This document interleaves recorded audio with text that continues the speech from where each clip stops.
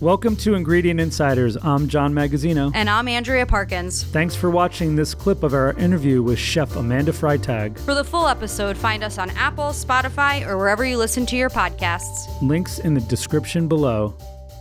Tell us about Easy AF, because I think it is perfectly in line with eggs, because it is. It's the gateway ingredient for a lot of young chefs and people. You mentioned, show me how to make an omelet is what a lot of chefs are going to tell the apprentice. I started cooking scrambled eggs as a way to like tell my mom, like, you don't know how to cook, I'll show you. Mm-hmm. When I was a kid, that was the first thing I ever did. Yeah. Scrambled eggs. I feel like that's a lot, like a big first dish for chefs. Yeah, because think about it. Eggs are easy to get, inexpensive, and if your kid ruins them, you're not going to be upset. Right. You're not going to start them out with a ribeye. Right. You know? Yeah, exactly. Go get the truffles, Johnny. Show me that truffle scrambled egg you do again. It's just smart. So Easy AF, tell us about it. Okay, so it is our cooking series, I guess you could call it. It's on Instagram, YouTube, Facebook, TikTok. It is so much fun. It started in 2019, after I met my incredible marketing manager, Kedzie Teller. Couldn't have happened without him. I knew that I needed help with social media. It's not my thing. You know, it was not my thing, and I knew I needed it. And I couldn't be the person who was holding the phone saying, look at me, look at me, look at me. Right. You know, most chefs are in the kitchen because you want to hide. Yeah. We can't do that anymore. And so we started doing social media together, and then, you know, I wanted to do cooking videos. Kedzie coined the term, and here we are. I didn't know. You were blessed with great initials. I didn't know how cool my initials were until I met him. I swear to God. I mean, some of the grandmas out there don't love it, but it's my initials. So it's not anything. Well, it's easy as fudge. I don't know why that's so offensive to anybody. Yes. So, yeah, it's great because now it's become really a brand, right? Because one of the other things I really wanted to do on social was to get away from my stigma of being a stern judge on Chopped or somebody seeing me as a fierce competitor. You know, I've been a chef for so many years. I really do like to have fun in the kitchen. Like, I like to be playful. And nobody got to see that side of me really on Food Network because I didn't get other opportunities. And, you know, now you have opportunities to put yourself out there without having to sell a show or be the host of a show. You're the host of your own show. Right. And I do it in my house. You know, it's in my kitchen, in my apartment. I cook whatever I want.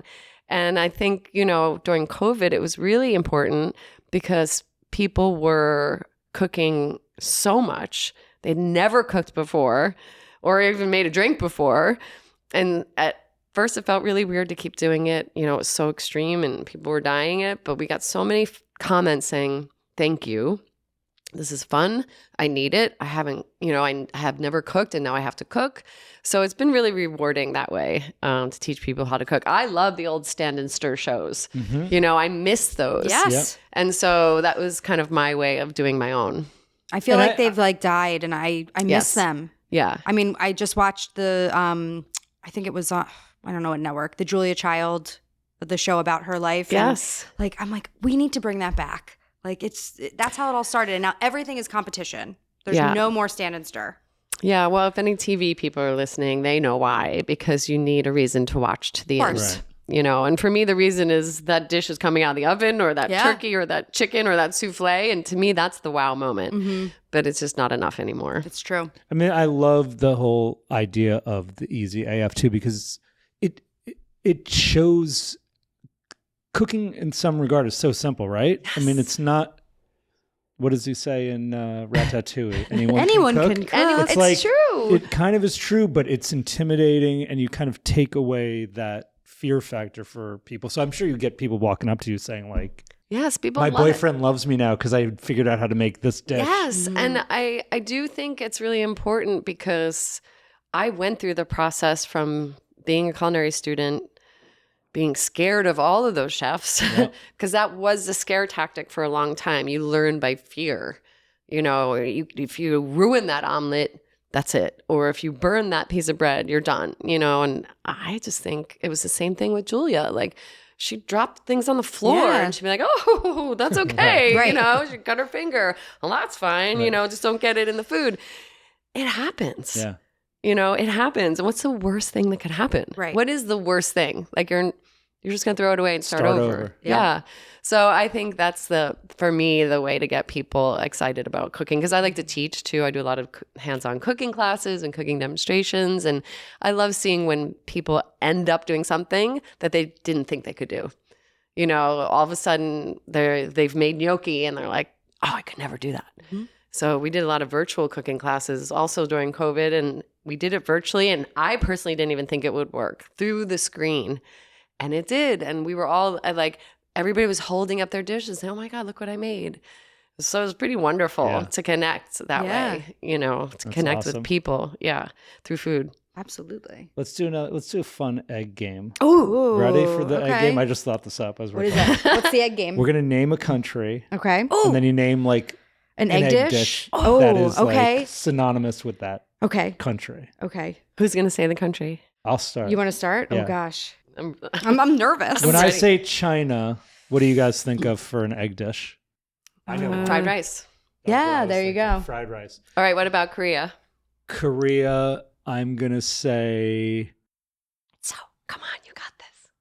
Bibimbap. Oh, sorry. Sorry. I failed. Let's edit this, please. No, I win. France. Oh, the omelet. Okay. I was going to say souffle. What about Italy? Souffle. I'll say frittata, or I'll say carbonara, or I'll pasta. Yeah, or pasta, egg noodles. Yeah. Or I'm thinking like white truffles over just some sunny side up eggs. Yes. Does that count? But pasta, you guys, we wouldn't have pasta. And we didn't even talk about without egg-based eggs. pastas. Yes. I mean, without beautiful golden yolks, you wouldn't have beautiful golden pasta. And I know restaurants who cheat and put golden coloring in their pasta to emulate those beautiful yolks. They should not be allowed to be restaurants. But no that's what everybody's trying to achieve because you unless you are in Italy and you get those eggs of that terroir in that place, you don't get that color. They're hard to find. Yes. They are really hard to find in the US. Like I watch Great British Bake Off. The eggs on that show, gorgeous. I'm like, they must go to like some granny's house and orange. Like they're orange yolks. But that's normal. Natural. I know. Yeah. That's what we should have. I know. Wait, I actually really like this game. Okay, still. you like the game? I'm gonna think of another. Spain.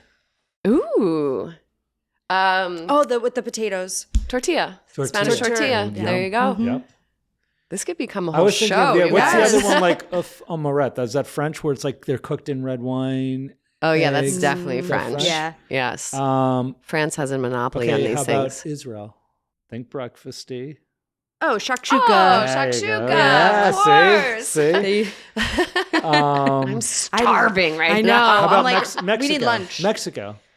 Oh, Mexico. What are the Mexicans doing with eggs? They do Huevos. just about every. rancheros? Yeah, I mean, that's a little Mexican American, yeah. but that's okay. I once had the best, my favorite tacos ever. It was in Tulum, and I went there for like the Noma meal. Yeah. And honestly, this taco I had was better. It was turkey with like a negro mole, and it had a hard cooked egg in it. Ooh. And that was our breakfast. It was so delicious. It was so good. So they know what to do.